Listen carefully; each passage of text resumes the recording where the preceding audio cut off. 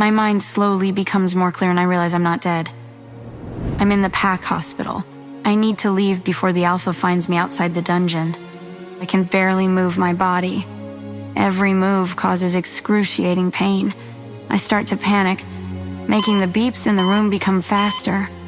Oh, I'm hooked up to a bunch of machines. I try to figure out how to unhook them so no one hears the noises.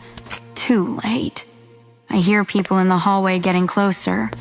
I try to sit up. I need to ignore the pain. I have to escape. I slowly slide off the side of the bed. My legs were wobbly. The tubes and wires sticking out of me prevent me from getting too far. The door opens, and the pack doctor comes in with a nurse. The doctor is an older person. Talia, you're awake. Let's get you back on the mat, shall we? The doctor says gently. He and the nurse come to either side of me and reach out to hold my arms. A deep growl escapes my chest. "Don't touch me," I snap, shaking them off. My voice is scratchy and raw, and my mouth feels like 1,000 needles are poking into it. It's all right, Talia. No one is going to hurt you here. We're trying to help you heal. Let's get you back to it, and I'll get you a drink of water. The doctor raises his hands in surrender. I look at him hesitantly before the nurse hands me a cup of water with a straw. The water feels good on my throat. The doctor sits in the chair beside the bed as the nurse checks my vitals and starts messing with the tubes and wires attached to me. Talia, you had surgery to remove hundreds of shards of glass from your back. We also had to reset some ribs, your jaw, and you had a lot of wolfsbane in your blood. We gave you a transfusion to clear it from your system so you could heal. You're lucky your wound isn't so serious. Sure about that last part, doctor? I think to myself. When the pack realized breakfast had not been prepared, Tony went to get you and then found you on the ground in your, room. He looked at me with sympathy. Talia, who did this to you? It's a crime. That could be grounds for banishment from the pack. I can't answer him. I stare at my hands on my lap quietly. How can I tell him Alpha Edward is the one who caused this? There's no way he'd believe me. Even if he did, what are they going to do? Banish the Alpha? Fat chance of that. I decide my best move is to just shake my head no.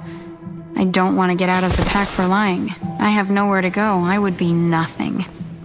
Okay, let's move on to the next question. When do you turn 17? He looks at the papers inside his folder. I don't know exactly, sir. I say honestly. He looks at me with a furrowed brow. He glances at the nurse and asks her to give us privacy for a few minutes. Am I in trouble? I just woke up. I don't know what I could have done. You don't know your birthday, Talia? My father brought me here when I was a baby. He was a bad guy. Alpha Edward, well, I feel my face burning with embarrassment. My hands tremble and tears threaten to escape my eyes. I didn't think I would have to tell the story to the doctor. I thought everyone already knew. My father was a bad guy. Alpha Edward ended his life for coming into pack territory without permission. They didn't realize he was carrying a baby until they unzipped his jacket and saw I was tucked inside. It was a miracle I survived. Since I was just a baby, they couldn't just get rid of me, but they didn't know anything about me. I was wrapped in a blanket that had the name Talia embroidered on it. So that is what they called me. My father could have been a kidnapper for all I know. The only reason they gave me the last name Jackman is because after they took down my father, they looked through his wallet to identify him.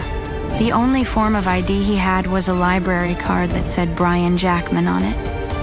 I've tried an internet search for his name on the computer in the school library before.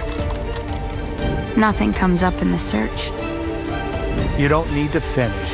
I know what happened to your father. To listen to the full audio series, install the Pocket FM app now.